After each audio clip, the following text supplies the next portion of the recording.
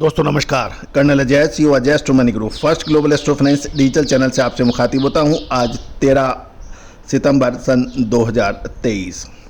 दोस्तों, Ajay astro money group देश का पहला चैनल जो 42 कम्युनिटीज 5 मार्केट पर लगातार अपडेट और विश्लेषण आप तक प्रस्तुत करता है तथा हम वर्तमान ही नहीं भविष्य का भी करते हैं सटीक आकलन।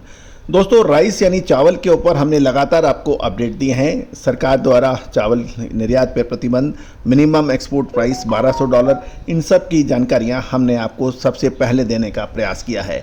आज के इस विशेष एपिसोड में हम चर्चा करेंगे फाइनेंशियल एक्सप्रेस पे छपी एक महत्वपूर्ण खबर की, जिसमें कहा गया है कि निर्यातकों का कहना है कि मिनिमम एक्सपोर्ट प्राइसेस जो $1200 प्रति टन जो लगाई थी 15 अक्टूबर तक, जो जिसकी प्रभावी रह सकता है, इससे भारत बासमती चावल का जो मार्केट में उसका शेयर है वर्ल्ड मार्केट में, उससे उसकी हिस्सेदारी कम हो सकती है। जानिए पूरी रिपोर्ट विस्तार से।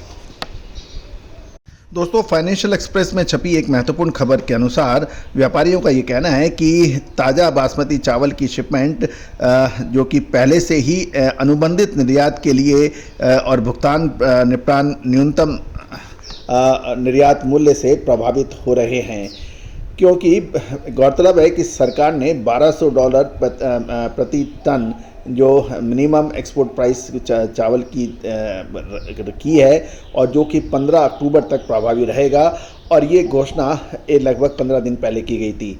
निर्यातकों को कहना है कि सरकार जल्द से जल्द फैसले को पे विचार करना चाहिए या पलट देना चाहिए, क्योंकि मिनिमम एक्सपोर्ट प्राइस बिल्कुल अनरियलिस्टिक है या अवास्तविक है।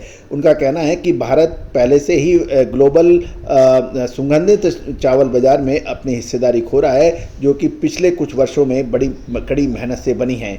All India rice exporter association के पूर्व अध्यक्ष ने कहा है कि आपूर्ति की आंशिक शिपमेंट की खरीदार शेष शिपमेंट की मांग कर रहे हैं और भुगतान में देरी हो रही है।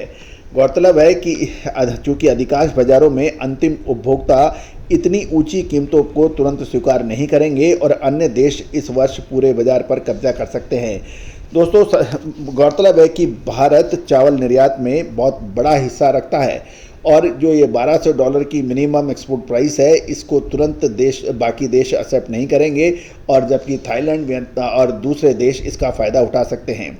गौरतलब है इस महीने के अंत तक मंडियों में बासमती चावल की आवक चरम सीमा पर पहुंचेगी और अक्टूबर महीने तक लगातार इसकी आवक होगी, और जल्दी पकने वाला पूसा बासमती 1509 धान की कीमत वर्तमान में कम से कम $400 प्रति क्विंटल है, जो एक साल पहले $3800 प्रति क्विंटल से बहुत कम है।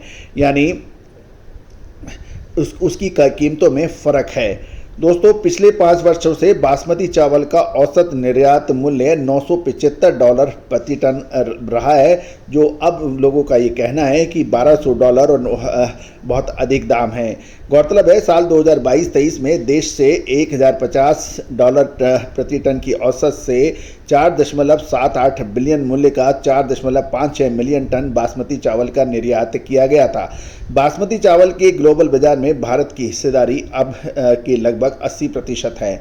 गौरतलब है कि बासमती चावल निर्यात के विभिन्न पहलुओं को देखने के लिए वर्तमान में कृषि मंत्रालय के सहयोग से कृषि और प्रासंगिक खाद्य उत्पाद निर्यात विकास प्राधिकरण, जिसे APEDA द्वारा एक समिति गठित की गई है।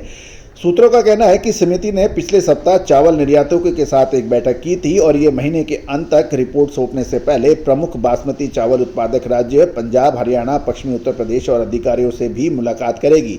उबले चावल पर 20% निर्यात शुल्क लगाने के ठीक बाद सरकार ने 2 सप्ताह पहले 15 अक्टूबर तक $1200 प्रति टन से नीचे के सभी बासमती चावल की शिपमेंट को रोक दिया है। वाणिज्य मंत्रालय के अनुसार पिछले महीने निर्यात के बासमती के अनुबंध में मूल्यों में बड़ा अंतर था।